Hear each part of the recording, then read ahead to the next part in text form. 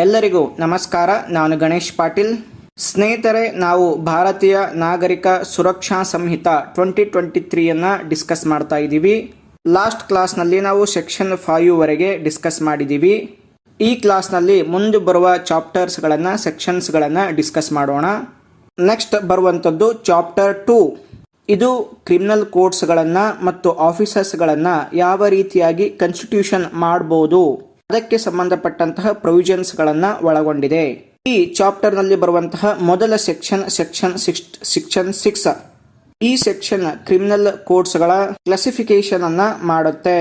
ಈ ಸೆಕ್ಷನ್ ನ ಪ್ರಕಾರ ಹೈಕೋರ್ಟ್ ಅನ್ನ ಹೊರತುಪಡಿಸಿ ಮತ್ತು ಬೇರೆ ಲಾಗಳಿಗೆ ಸಂಬಂಧಪಟ್ಟಂತಹ ಕೋಡ್ಸ್ಗಳನ್ನ ಹೊರತುಪಡಿಸಿ ಈ ಸಂಹಿತೆಯ ಪ್ರಕಾರ in every state court of session ಇರಬೇಕು, judicial magistrate of first class ಇರಬೇಕು, judicial magistrates of second class ಇರಬೇಕು ಮತ್ತು ಎಕ್ಸಿಕ್ಯೂಟಿವ್ ಮ್ಯಾಜಿಸ್ಟ್ರೇಟ್ಸ್ಗಳು ಇರಬೇಕು. ನೆಕ್ಸ್ಟ್ 7 ಸೆಕ್ಷನ್ ಪ್ರಕಾರ ಅಂದ್ರೆ ಸೆಕ್ಷನ್ 7 ನ ಪ್ರಕಾರ ಈ ಕೋರ್ಟ್ಸ್ ಗಳನ್ನ ಟೆರಿಟೋರಿಯಲ್ ಡಿವಿಷನ್ ಆಧಾರದ ಮೇಲೂ ಕೂಡ ಕ್ಲಾಸಿಫಿಕೇಶನ್ ಮಾಡಲಾಗುತ್ತೆ.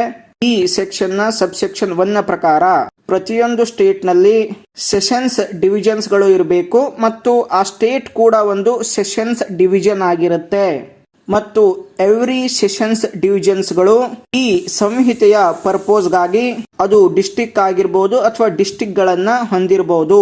ಅಂದ್ರೆ ಸಿಂಪಲ್ ಆಗಿ ಹೇಳೋದಾದ್ರೆ ಸೆಷನ್ಸ್ ಕೋರ್ಟ್ ಗಳೇನಿರ್ತವೆ ಡಿಸ್ಟಿಕ್ ಕೋರ್ಟ್ ಡಿಸ್ಟಿಕ್ ನಲ್ಲಿರ್ತವೆ ಅಥವಾ ಡಿಸ್ಟಿಕ್ ನಲ್ಲಿ 2-3 ಸೆಷನ್ಸ್ ಕೋರ್ಟ್ ಗಳಿರ್ಬೋದು.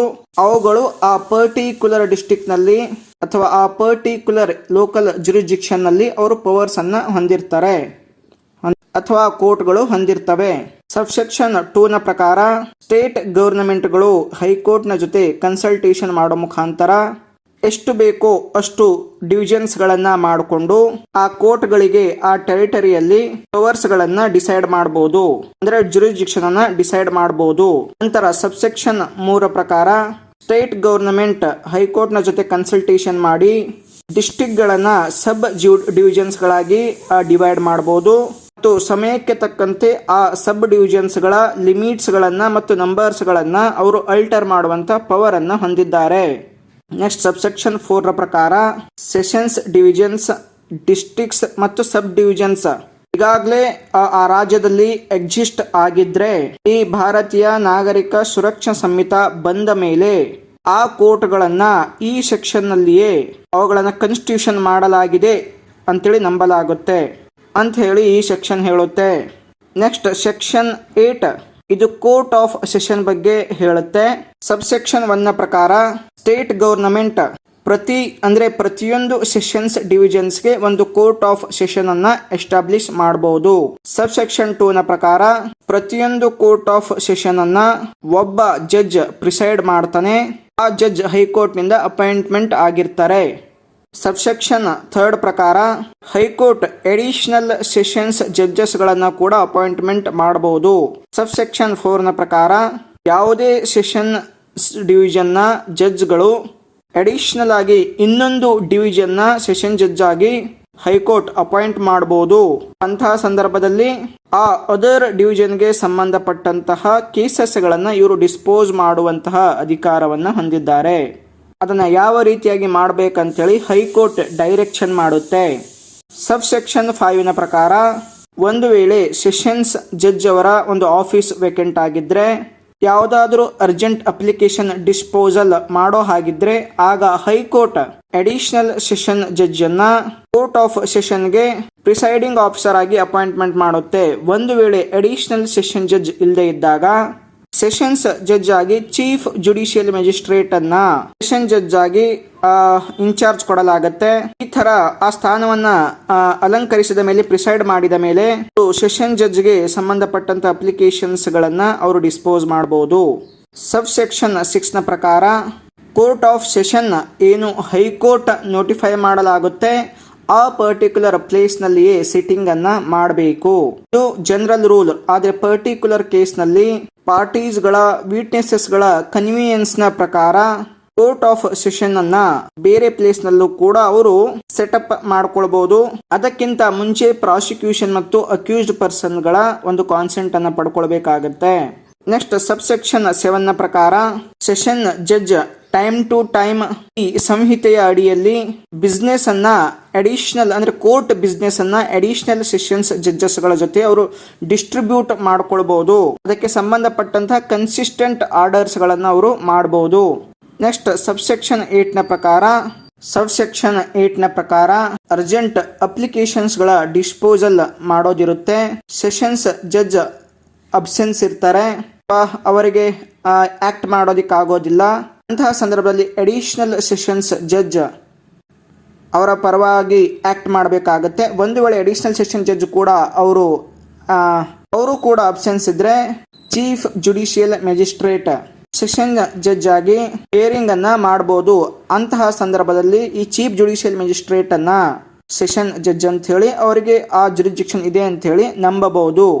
ನೆಕ್ಸ್ಟ್ ಸೆಕ್ಷನ್ 9 ನ ಪ್ರಕಾರ ಕೋರ್ಟ್ಸ್ ಆಫ್ ಜುಡಿಷಿಯಲ್ ಮ್ಯಾಜಿಸ್ಟ್ರೇಟ್ಸ್ ಗಳನ್ನ ಯಾವ ರೀತಿಯಾಗಿ ಕಾನ್ಸ್ಟಿಟ್ಯೂಟ್ ಮಾಡಬಹುದು ಅಂತ ಹೇಳಿ ಈ ಸೆಕ್ಷನ್ ಅಲ್ಲಿ ಹೇಳಲಾಗಿದೆ. ಈ ಸೆಕ್ಷನ್ 9 ನ ಸಬ್ಸೆಕ್ಷನ್ 1 ನ ಪ್ರಕಾರ ಪ್ರತಿಯೊಂದು ಡಿಸ್ಟ್ರಿಕ್ಟ್ ನಲ್ಲಿ ಎಷ್ಟು ಅವಶ್ಯಕತೆ ಇದೆಯೋ ಅಷ್ಟು ಜುಡಿಷಿಯಲ್ ಮ್ಯಾಜಿಸ್ಟ್ರೇಟ್ ಫಸ್ಟ್ ಕ್ಲಾಸ್ ಮತ್ತು ಜುಡಿಷಿಯಲ್ ಮ್ಯಾಜಿಸ್ಟ್ರೇಟ್ ಸೆಕೆಂಡ್ ಕ್ಲಾಸ್ ಗಳನ್ನ ಎಸ್ಟಾಬ್ಲಿಷ್ ಮಾಡಬಹುದು. ಈ ಎಸ್ಟಾಬ್ಲಿಷ್ಮೆಂಟ್ ಅನ್ನ ಸ್ಟೇಟ್ ಗವರ್ನಮೆಂಟ್ ಹೈಕೋರ್ಟ್ ನ ಜೊತೆ ಕನ್ಸಲ್ಟೇಷನ್ ಮಾಡೋ ಮುಖಾಂತರ ಎಸ್ಟಾಬ್ಲಿಷ್ಮೆಂಟ್ ಮಾಡಬಹುದು. ಹಾಗೆಯೇ ಸ್ಟೇಟ್ ಗವರ್ನಮೆಂಟ್ ಹೈಕೋರ್ಟ್ ನ ಜೊತೆ ಕನ್ಸಲ್ಟೇಷನ್ ಮಾಡಿ ಪರ್ಟಿಕ್ಯುಲರ್ ಕೇಸಸ್ಗಳಲ್ಲಿ ಅಥವಾ ಕೇಸಸ್ಗಳಲ್ಲಿ ಒಂದು ಅಥವಾ ಹೆಚ್ಚು ಕೇಸ್ಗಳಾಗಿರ್ಬೋದು ಜುಡಿಷಿಯಲ್ ಮ್ಯಾಜಿಸ್ಟ್ರೇಟ್ ಫಸ್ಟ್ ಕ್ಲಾಸ್ ಮತ್ತು ಸೆಕೆಂಡ್ ಕ್ಲಾಸ್ಗೆ ಸಂಬಂಧಪಟ್ಟಂತ ಸ್ಪೆಷಲ್ ಕೋರ್ಟ್ಸ್ ಗಳನ್ನ ಎಸ್ಟಾಬ್ಲಿಷ್ ಮಾಡುವಂತಹ ಪವರ್ ಅನ್ನ ಹೊಂದಿದೆ. ಎಲ್ಲಿ ಈ ರೀತಿಯಾಗಿ ಸ್ಪೆಷಲ್ ಕೋರ್ಟ್ಸ್ಗಳು ಎಸ್ಟಾಬ್ಲಿಷ್ಮೆಂಟ್ ಮಾಡಲಾಗುತ್ತೆ ಅಂತಹ ಸ್ಥಳದಲ್ಲಿ ಕೇವಲ ಅವರು ಮಾತ್ರ ಆ ಪರ್ಟಿಕ್ಯುಲರ್ ಕೇಸ್ ಅಥವಾ ಕೇಸಸ್ಗಳಿಗೆ ಸಂಬಂಧಪಟ್ಟಂತಹ ಜುರಿಸ್ಡಿಕ್ಷನ್ ಅನ್ನು ಹೊಂದಿರ್ತಾರೆ. ಉಳಿದ ಯಾವುದೇ JMFC ಮತ್ತು JMSCಗಳು ಆ ಪವರ್ ಅನ್ನ ಹೊಂದಿರೋದಿಲ್ಲ, ಆ ಜುರಿಸ್ಡಿಕ್ಷನ್ ಅನ್ನ ಹೊಂದಿರೋದಿಲ್ಲ. ಸಬ್ಸೆಕ್ಷನ್ 2 ನ ಪ್ರಕಾರ ಇಂಥ ಸ್ಪೆಷಿಯಲ್ ಕೋರ್ಟ್ಸ್ ಗಳನ್ನ ನಿರ್ಮಾಣ ಮಾಡಿದಾಗ ಅದಕ್ಕೆ ಪ್ರಿಸೈಡಿಂಗ್ ಆಫೀಸರ್ಸ್ ಗಳನ್ನ ಹೈಕೋರ್ಟೇ ಅಪಾಯಿಂಟ್ಮೆಂಟ್ ಮಾಡುತ್ತೆ. ನೆಕ್ಸ್ಟ್ ಸಬ್ಸೆಕ್ಷನ್ 3 ನ ಪ್ರಕಾರ ಹೈಕೋರ್ಟ್ಗೆ ಯಾವಾಗ ನೆಸಸರಿ ಅನಿಸುತ್ತೆ ಅವಾಗ ನೆಸಸರಿ ಅಂತ ಅಪಿಯರ್ ಆಗುತ್ತೆ, ಆಗ ಜುಡಿಷಿಯಲ್ ಮ್ಯಾಜಿಸ್ಟ್ರೇಟ್ ಫಸ್ಟ್ ಕ್ಲಾಸ್ ಮತ್ತು ಜುಡಿಷಿಯಲ್ ಮ್ಯಾಜಿಸ್ಟ್ರೇಟ್ ಸೆಕೆಂಡ್ ಕ್ಲಾಸ್ ಅಥವಾ ಸ್ಟೇಟ್ನಲ್ಲಿರುವಂತಹ ಜುಡಿಷಿಯಲ್ ಸರ್ವಿಸ್ಗೆ ಸಂಬಂಧಪಟ್ಟಂತಹ ಮೆಂಬರ್ಗೆ ಜಡ್ಜ್ ಆಗಿ ಸಿವಿಲ್ ಮ್ಯಾಟರ್ಗಳಲ್ಲಿ ಸಿವಿಲ್ ಕೇಸಸ್ಗಳಿಗೆ ಸಂಬಂಧಪಟ್ಟಂತಹ ವಿಷಯಗಳನ್ನು ಕೂಡ ಅವರು ಹಿಯರಿಂಗ್ ಮಾಡಬಹುದು. ಅಂತಹ ಸಂದರ್ಭದಲ್ಲಿ ಈ JMFC ಮತ್ತು JMSCಗಳು ಸಿವಿಲ್ ಕೋರ್ಟ್ಗಳಾಗಿ ಮಾರ್ಪಡುತ್ತವೆ. ಈ ಪವರ್ಸ್ ಗಳನ್ನ ಕನ್ಫರ್ಮ್ ಮಾಡುವಂತದ್ದು ಹೈಕೋರ್ಟ್. ಆ ಹೈಕೋರ್ಟ್ಗೆ ಆ ಪವರ್ ಇದೆ. ನೆಕ್ಸ್ಟ್ ಬರುವಂತದ್ದು ಸೆಕ್ಷನ್ 10. ಈ ಸೆಕ್ಷನ್ ಚೀಫ್ ಜುಡಿಷಿಯಲ್ ಮ್ಯಾಜಿಸ್ಟ್ರೇಟ್ ಮತ್ತು ಎಡಿಷನಲ್ ಚೀಫ್ ಜುಡಿಷಿಯಲ್ ಮ್ಯಾಜಿಸ್ಟ್ರೇಟ್ ಇತ್ಯಾದಿಗಳನ್ನು ಹೇಗೆ ಕಾನ್ಸ್ಟಿಟ್ಯೂಷನ್ ಮಾಡಬಹುದು, ಈ ಆಫೀಸರ್ಸ್ಗಳನ್ನು ಹೇಗೆ ಕಾನ್ಸ್ಟಿಟ್ಯೂಷನ್ ಮಾಡಬಹುದು ಅಂತ ಹೇಳುತ್ತೆ. ಈ ಸೆಕ್ಷನ್ನ ಸಬ್ಸೆಕ್ಷನ್ 1 ನ ಪ್ರಕಾರ ಪ್ರತಿಯೊಂದು ಡಿಸ್ಟ್ರಿಕ್ಟ್ನಲ್ಲಿ ಹೈಕೋರ್ಟ್ ಜುಡಿಷಿಯಲ್ ಮ್ಯಾಜಿಸ್ಟ್ರೇಟ್ ಫಸ್ಟ್ ಕ್ಲಾಸ್ನ ಮ್ಯಾಜಿಸ್ಟ್ರೇಟ್ ಅನ್ನ ಚೀಫ್ ಜುಡಿಷಿಯಲ್ ಮ್ಯಾಜಿಸ್ಟ್ರೇಟ್ ಆಗಿ ಅಪಾಯಿಂಟ್ ಮಾಡುತ್ತೆ. ನೆಕ್ಸ್ಟ್ ಸಬ್ಸೆಕ್ಷನ್ 2 ನ ಪ್ರಕಾರ high court judicial magistrate of first class ಅನ್ನ ಎಡಿಷನಲ್ ಚೀಫ್ ಜುಡಿಷಿಯಲ್ ಮ್ಯಾಜಿಸ್ಟ್ರೇಟ್ ಆಗಿ ಅಪಾಯಿಂಟ್ಮೆಂಟ್ ಮಾಡುತ್ತೆ. ಆಗ ಆ judicial magistrate chief judicial magistrate ಗಳ ಪವರ್ ಅನ್ನ ಹೊಂದುತ್ತಾನೆ. ನೆಕ್ಸ್ಟ್ ಸಬ್ಸೆಕ್ಷನ್ 3 ನ ಪ್ರಕಾರ high court judicial magistrate first class ಅನ್ನ ಯಾವುದೇ ಸಬ್ ಡಿವಿಷನ್ಗೆ ಜುಡಿಷಿಯಲ್ ಮ್ಯಾಜಿಸ್ಟ್ರೇಟ್ ಆಗಿ ಡೆಸಿಗ್ನೇಟ್ ಮಾಡುವಂತಹ ಒಂದು ಪವರ್ ಅನ್ನ ಹೊಂದಿದೆ, ಡೆಸಿಗ್ನೇಟ್ ಮಾಡುತ್ತೆ. ನೆಕ್ಸ್ಟ್ ಸಬ್ಸೆಕ್ಷನ್ 4 ನ ಪ್ರಕಾರ ಹೈಕೋರ್ಟ್ನ ಒಂದು ಸ್ಪೆಸಿಫಿಕ್ ಆರ್ಡರ್ನ ಪ್ರಕಾರ ಆ ಡಿಸ್ಟ್ರಿಕ್ಟ್ ನಲ್ಲಿ ಬರುವಂತಹ ಚೀಫ್ ಜುಡಿಷಿಯಲ್ ಮ್ಯಾಜಿಸ್ಟ್ರೇಟ್ ಮತ್ತು ಎವ್ರಿ ಸಬ್ ಡಿವಿಷನಲ್ ಜುಡಿಷಿಯಲ್ ಮ್ಯಾಜಿಸ್ಟ್ರೇಟ್ ತಮ್ಮ ಅಡಿಯಲ್ಲಿ ಬರುವಂತಹ ಜುಡಿಷಿಯಲ್ ಮ್ಯಾಜಿಸ್ಟ್ರೇಟ್ಸ್ಗಳ ವರ್ಕ್ ಅನ್ನ ಅವರು ಸೂಪರ್ವೈಸ್ ಮಾಡಬೇಕಾಗತ್ತೆ, ಕಂಟ್ರೋಲ್ ಮಾಡಬೇಕಾಗತ್ತೆ. ಅಂತಹ ಪವರ್ ಅನ್ನ ಅವರು ಹೊಂದಿರ್ತಾರೆ. ಈ ಸಬ್ಸೆಕ್ಷನ್ ಈ ಅಡಿಷನಲ್ ಚೀಫ್ ಜುಡಿಷಿಯಲ್ ಮ್ಯಾಜಿಸ್ಟ್ರೇಟ್ಸ್ಗಳಿಗೆ ಅಪ್ಲೈ ಆಗೋದಿಲ್ಲ. ಸ್ನೇಹಿತರೆ, ನಾವು ಈ ಕ್ಲಾಸ್ನಲ್ಲಿ ಸೆಕ್ಷನ್ 10 ವರೆಗೆ ಡಿಸ್ಕಸ್ ಮಾಡಿದ್ದೀವಿ. ನೆಕ್ಸ್ಟ್ ಕ್ಲಾಸ್ನಲ್ಲಿ ಮುಂದಿನ ಸೆಕ್ಷನ್ಸ್ಗಳನ್ನು ಡಿಸ್ಕಸ್ ಮಾಡೋಣ. ಎಲ್ಲರಿಗೂ ನಮಸ್ಕಾರ.